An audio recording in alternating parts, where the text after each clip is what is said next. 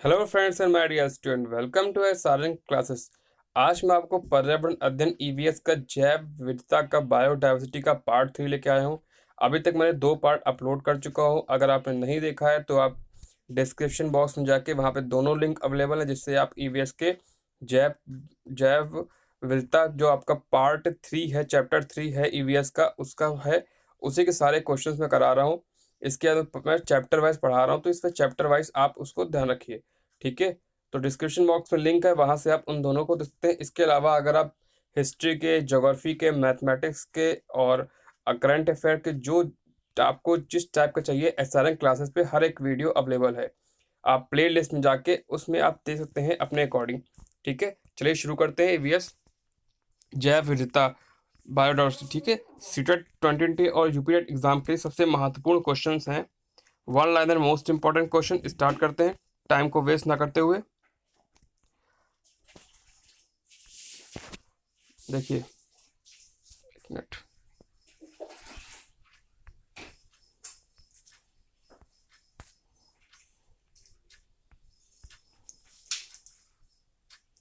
भारत सरकार सीबकथोर्न की खेती को प्रोत्साहित कर रही है। इस पादप का महत्व है। ठीक है, ये किसके लिए खेती को प्रोत्साहित कर रहा है? सीबकथोर्न के लिए। ठीक है, ये क्या है और इसके बारे में हम बात करते हैं। यह मृदा क्षरण के नियंत्रण में सहायक है और मरुस्थलीकरण को रोकता है। समझ में आया? मृदा क्षरण के लिए नियंत्रण में सहायक है और मरुस्थलीकरण को रोकता है। इसमें पोषकीय मान होता है और यह उच्च तुंगता वाले ठंडे क्षेत्रों में जीवित रहने के लिए भलीभांति अनुकूलित है। इसलिए भारत सरकार जो है सीबकथोर्न की खेती के लिए प्रोत्साहित कर रही है। चलते हैं अब अगला पॉइंट। भारत में लेह बेरी के नाम से लोकप्रिय एक पर्णपाती झाड़ी है। वो कौन सी है? वो है सीबकथोर्न, जिसके बारे में अभी हमने बात की है। फिर समझ लीजिए, भारत में लेह बेरी के नाम से लोकप्रिय एक पर्णपाती झाड़ी है, उसका नाम क्या है? सीबकथोर्न, जिसके लिए सरकार इसमें प्रोत्साहन दे रही है। चलता है, पिछले 10 वर्षों में गिद्धों की संख्या पे गिद्ध लिखा है, बिद्ध नहीं है।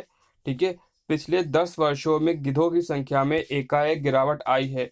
इसके लिए उत्तरदायी कारण है एक साधारण सी दर्दनाशक दवा, जिसका उपयोग किसानों द्वारा पशुओं के लिए दर्द निवारक के रूप में एवं बुखार के इलाज में किया जाता है। वह दवा का नाम है डिक्लाइफिनेक सोडियम। डिक्लाइफिनेक सोडियम जो है, जिसकी वजह से गिद्धों की संख्या में गिरावट आ रही है। क्यों आ रही है? क्योंकि जो इसका उपयोग, जो दर्दनाशक दवा है, ये जानवरों के उपयोग, पशुओं के लिए दर्दनाशक दवा के उपयोग किया जाता है। ठीक है, और बाद में पता होगा गिद्ध उन्हीं को खाते हैं, तो फिर उस वजह से इसमें क्या हो रहा है? संख्या में गिरावट आ रही है। भारत में गिद्धों की संख्या की कमी का अत्यधिक प्रमुख कारण है क्या है? जानवरों को दर्द निवारक देना। जानवरों को दर्द निवारक डिकाइफ्लोरोफिनेक जो अभी बात की है, वो दवा को देना, जिससे उसके गिरोह की संख्या में कमी आ रही है। अगला पॉइंट देखिए। कुछ वर्षों पहले तक गिद्ध भारतीय देहातों में आमतौर में दिखाई देते थे। भारतीय गांवों में आमतौर पे दिखाई देते थे, किंतु आजकल कभी कभार ही नजर आते हैं। इस स्थिति के लिए उत्तरदायी है क्या है? गो पशु मालिकों द्वारा रुग्ण पशुओं के लिए उपचार युक्त प्रयुक्त एक औषधि। उस औषधि का नाम क्या है? वो आपका सेकंड क्वेश्चन में बता चुका हूं ऊपर। ठीक है, तो जिस हिसाब से क्वेश्चन आपके एग्जाम में आता है, उसी हिसाब से क्वेश्चन को यहाँ पे रखा गया है। अगला देखिए।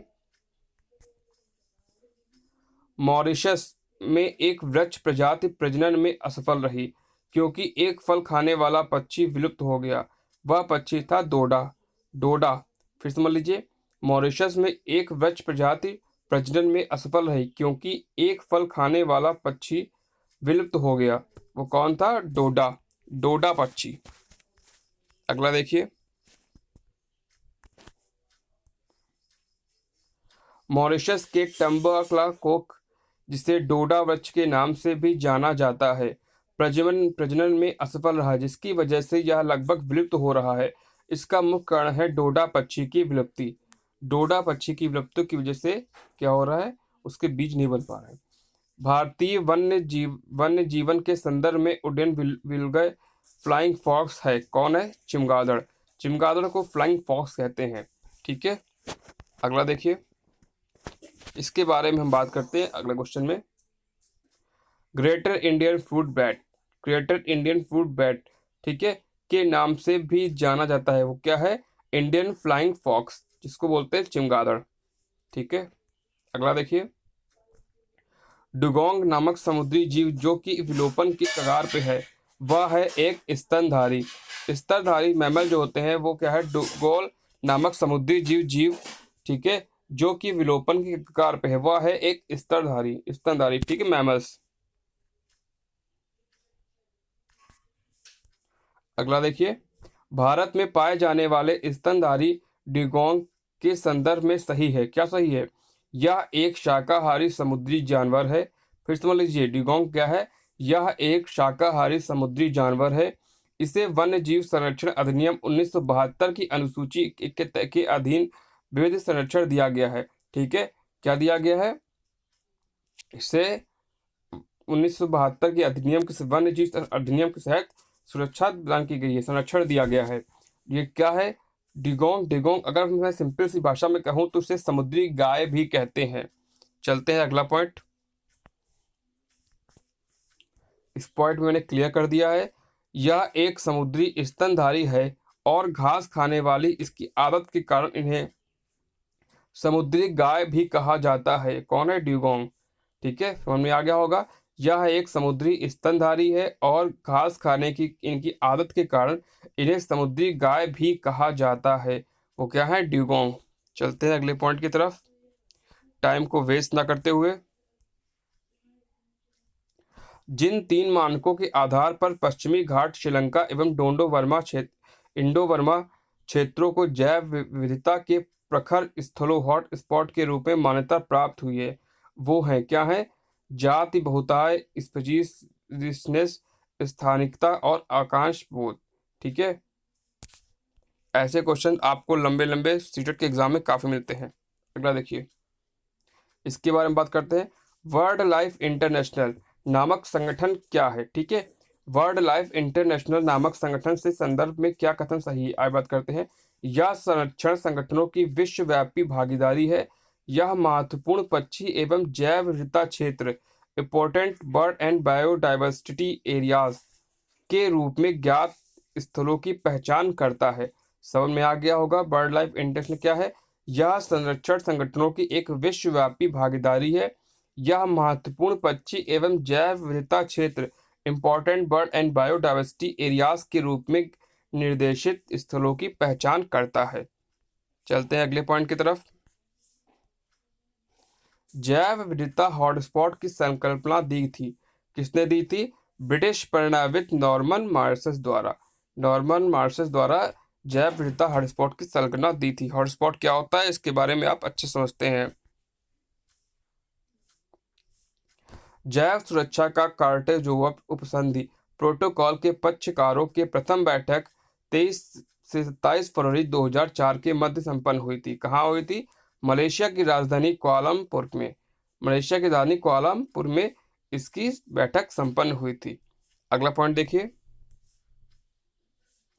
भारत ने जैव सुरक्षा उपसंधि प्रोटोकॉल जैव विविधता के समझौते पर हस्ताक्षर किया था। कब किया था? पॉइंट को नोट कर लीजिए। 23 जनवरी 2001 को भारत ने जैव सुरक्षा उपसंधि जैव विविधता के पर समझौते पर हस्ताक्षर किया था, 23 जनवरी 2001 को। अगला चलते हैं। जैव सुरक्षा उपसंधि प्रोटोकॉल संबंध है आनुवांशिक रूपांतरित जीवों द्वारा। किससे है? आनुवांशिक रूपांतरित जैव जीवों से जैव सुरक्षा उपसंधि या प्रोटोकॉल संबंध है। आगे चलते हैं स्लाइड की तरफ, देखते हैं इसमें क्या है। क्वेश्चन को तैयार कर लीजिए, आपके लिए ईवीएस के लिए वेरी इंपॉर्टेंट है। जैव सुरक्षा उपसंधि जैव विविधता पर समझौते का सदस्य नहीं है। कौन नहीं है? संयुक्त राज्य अमेरिका, यूएसए जो है जैव सुरक्षा उपसंधि या जैव विविधता पर समझौते पर का सदस्य नहीं है। अगला देखिए, जैव सुरक्षा बायोसेफ्टी का कार्टोनोवा प्रोटोकॉल कार्यान्वित करता है। क्या करता है? पर्यावरण एवं वन मंत्रालय। कौन करता है? पर्यावरण एवं वन मंत्रालय।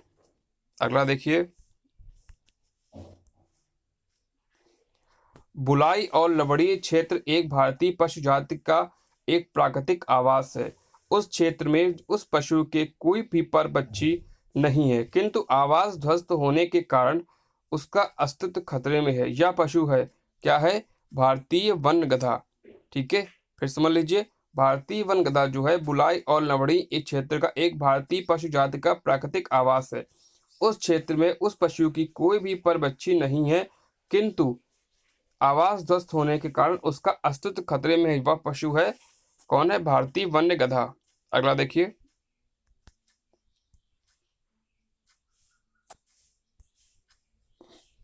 जैव विविधता पर संयुक्त राष्ट्र सम्मेलन के दलों का 10वां सम्मेलन आयोजित किया गया था। कहाँ किया गया था? नगोए में। करंट क्वेश्चन है इस जैस आपसे। ठीक है, अगला देखिए, जैव विविधता पर संयुक्त राष्ट्र सम्मेलन के दलों का 11वां सम्मेलन 8 से 11 अक्टूबर 2012 में आयोजित किया गया था। कहाँ किया गया था? हैदराबाद में। करंट पे मत ध्यान दीजिए ज़्यादा, जो क्वेश्चंस हैं उसकी बात करिए। ठीक है, UNREDD प्लस प्रोग्राम की समुचित अभिकल्पना की प्रभावी कार्यान्वयन महत्वपूर्ण रूप से योगदान दे सकती है। वो क्या है? जैव विविधता का संरक्षण एवं करने में वन्य पारिस्थितिकी का समुद्धात्मशीलता एवं गरीबी कम करने में। ठीक है, ये आप प्रोग्राम होता है उसके अकॉर्डिंग है। अगला देखिए, दो महत्वपूर्ण नदियां जिनमें से एक का स्रोत झारखंड में है और जो उड़ीसा के दूसरे नाम से भी जानी जाती है, तथा दूसरी जिसका स्रोत उड़ीसा में है, समुद्री प्रवाह करने से पूर्व एक ऐसे स्थान पर संगम करती हैं जो बंगाल की खाड़ी से कुछ ही दूरी पर है। यह वन्य जीवन तथा जैव विविधता का प्रमुख स्थल है और सुरक्षित क्षेत्र है। वह स्थल है भीतरकनिका। आप इस नाम को अच्छे से जानते हैं, भीतरकनिका को। ठीक है, समझ में आपको आ गया होगा, इसमें कोई बात नहीं है, सब कुछ लिखा हुआ है, आप समझ सकते हैं। चलते हैं अगले क्वेश्चन की तरफ, बहुत ही बड़ा है, इसको ध्यान समझिएगा। प्रकृति एवं प्राकृतिक संसाधनों के संरक्षण के लिए अंतर्राष्ट्रीय संघ international union for conservation of nature and natural resources IUCN तथा वन्य प्राणी जाति एवं वन्य वनस्पति जाति की संकटापन्न स्पीशीज के अंतर्राष्ट्रीय व्यापार के convention of on international trade and endangered species of world fauna and flora CITES के संदर्भ में सही है। दोनों के फुल फॉर्म लिखें। अब यहाँ से इस चीज़ को निकाल सकते हैं। क्या सही है? IUCN प्राकृतिक पर्यावरण के बेहतर पर्यावरण के लिए बेहतर प्रबंधन के लिए विश्व भर से हजारों क्षेत्र की परियोजनाएं चलाता है। CITES उन राज्यों पर वैध रूप से, ठीक है, आबाद कर है जो इसमें शामिल है, लेकिन यह कन्वेंशन राष्ट्रीय विविधता का स्थान नहीं लेता है। चलिए अगला देखिए, IUCN एक अंतरराष्ट्रीय संगठन है जो प्रकृति संरक्षण एवं प्राकृतिक संसाधनों के सदुपयोग के क्षेत्र में कार्यरत है। यह अंग है, किसका अंग है? संयुक्त राष्ट्र का, USA का। अगला देखिए, आर्द्र भूमि के अंतर्गत देश के कुल भौगोलिक क्षेत्र अन्य क्षेत्र राज्यों की तुलना में सबसे अधिक है। कौन है? गुजरात। भारत में तटीय आर्द्र भूमि का कुल भौगोलिक क्षेत्र आंतरिक आर्द्र भूमि के कुल भौगोलिक क्षेत्र से कम है। इस चीज को, पॉइंट को नोट कर लीजिए। अगला देखिए, जैव द्रव्यमान का वार्षिक उत्पादन न्यूनतम होता है किसमें? गहरे सागर में। जैव द्रव्यमान के उत्पादन की दृष्टि से प्रथम स्थान पर आते हैं, क्या आते हैं? उष्णकटिबंधीय वर्षावन। दोनों पॉइंट को नोट कर लीजिए। जैव द्रव्यमान के उत्पादन की दृष्टि से प्रथम स्थान पर आते हैं, वो क्या है? उष्णकटिबंधीय वर्षावन। टुमारोज बायोडायवर्सिटी पुस्तक की लेखिका है, कौन है? वंदना शिवा। अगला देखिए, जैव विविधता के संबंध रखते हैं खाद्य एवं कृषि हेतु पादप आनुवांशिक संसाधनों के विषय में अंतरराष्ट्रीय संधि मरुभवन का सामना करने के लिए संयुक्त राष्ट्र अभिसमय, विश्व विरासत अभिसमय।